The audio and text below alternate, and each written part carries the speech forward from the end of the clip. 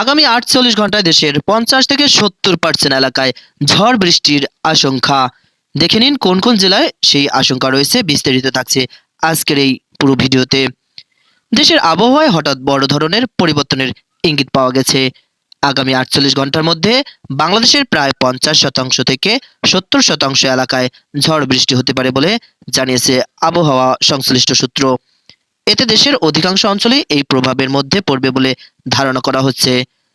আবহাওয়া বিশ্লেষণে দেখা গেছে, এই সময়ের মধ্যে দেশের বিভিন্ন অঞ্চলে বজ্রসহ বৃষ্টিপাত, দমকা হাওয়া এবং কোথাও কোথাও শিলাবৃষ্টিও হতে পারে। বিশেষ করে দিনের তাপমাত্রা ও আর্দ্রতার তারতম্যের কারণে এই ঝড় বৃষ্টির প্রবণতা আরও বাড়তে পারে। যেসব এলাকায় বেশি প্রভাব পড়বে, আবহাওয়া সংশ্লিষ্টদের মতে দেশের কয়েকটি বিভাগে ঝুঁকি তুলনামূলক বেশি। এর মধ্যে আছে সিলেট বিভাগ, ঢাকা বিভাগ, চট্টগ্রাম বিভাগের উত্তরাংশ, রাজশাহী বিভাগ, ময়মনসিংহ বিভাগ। এসব এলাকায় তীব্র বজ্রপাত, ঝড়ো হাওয়া এবং ভারী বৃষ্টিপাতের সম্ভাবনাও বেশি রয়েছে। ফলে স্থানীয় বাসিন্দাদের আগাম সতর্ক থাকার আহ্বান জানানো হয়েছে। উল্লেখিত অঞ্চলগুলোর বাইরে দেশের অন্যান্য এলাকাতেও বিক্ষিপ্তভাবে বৃষ্টিপাত হতে পারে। যদিও সব জায়গায় একই মাত্রার ঝড় হবে না, তবুও দেশের সার্বিক আবহাওয়ায় অস্থিরতা বিরাজ করতে পারে। বজ্রপাত ও শিলাবৃষ্টির ঝুঁকি। এই সময়ের সবচেয়ে বড় ঝুঁকি হিসেবে ধরা হচ্ছে তীব্র বজ্রপাত।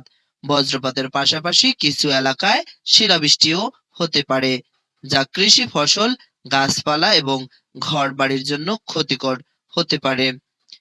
বিশেষজ্ঞরা বলছেন, বজ্রপাতের সময় মানুষকে সবচেয়ে বেশি সতর্ক থাকতে হবে, কারণ এটি হঠাৎ করে প্রাণঘাতী পরিস্থিতি তৈরি করতে পারে। এই পরিস্থিতিতে সাধারণ মানুষের জন্য কিছু গুরুত্বপূর্ণ নির্দেশনা দেওয়া হয়েছে।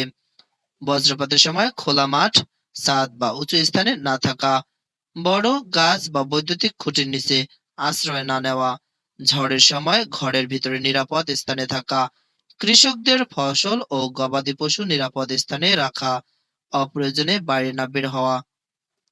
সব মিলিয়ে বলা যায়, আগামী 2 দিনে দেশের আবহাওয়ায় উল্লেখযোগ্য পরিবর্তন ঘটতে যাচ্ছে। দেশের বড় অংশে ঝড় ও বৃষ্টি, বজ্রপাত এবং কোথাও কোথাও শিলাবৃষ্টি দেখা যেতে পারে।